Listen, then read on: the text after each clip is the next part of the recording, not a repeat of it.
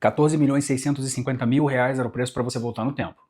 Quer dizer, mais ou menos. Eu sou Galvão e em 1976 um grupo de 100 pessoas fretou um Concorde para poder comemorar 3 anos novos numa mesma noite. E não era tipo 3 festas diferentes, era 3 meias-noites numa única noite.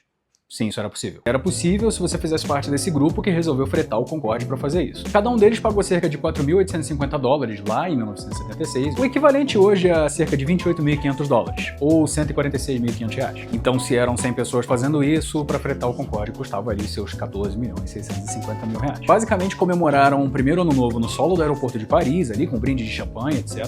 Entraram no Concorde, comemoraram o segundo ano novo sobre o Atlântico, após virar meia-noite novamente, sendo que, lembrando, eles saíram de Paris depois da meia-noite do dia 1º de janeiro de 77. E a terceira comemoração foi no solo de Washington, sendo que eles pousaram em Washington às 10h30 da noite de 31 de dezembro de 76. Então eles basicamente voltaram no tempo.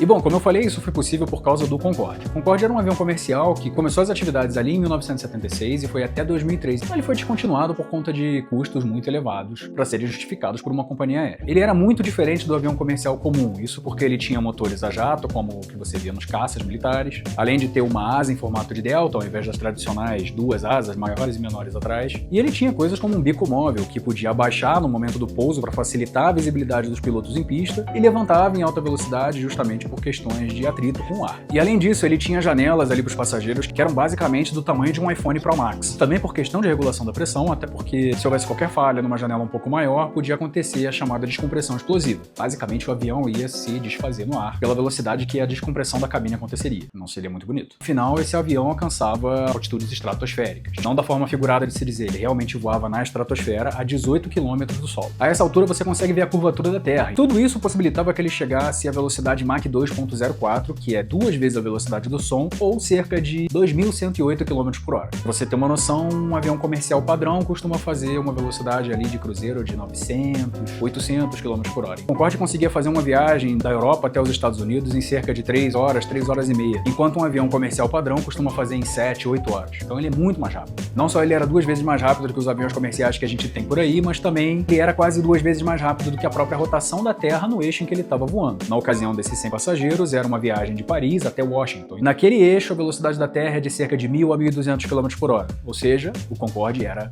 quase 2 vezes mais rápido. Isso fazia com que ele fosse capaz de voar mais rápido do que o fuso horário, se é que a gente pode dizer isso. E foi por conta disso que essas 100 pessoas conseguiram viver 3 meias-noites numa única noite. Então me conta, você pagaria esse valor ali na casa de 146.500 reais para poder fazer uma viagem no tempo? Ou pelo menos chegar perto disso? Eu acho que é uma experiência que eu gostaria de ter vivido pelo menos uma vez. Pena que o Concorde não está mais em atividade.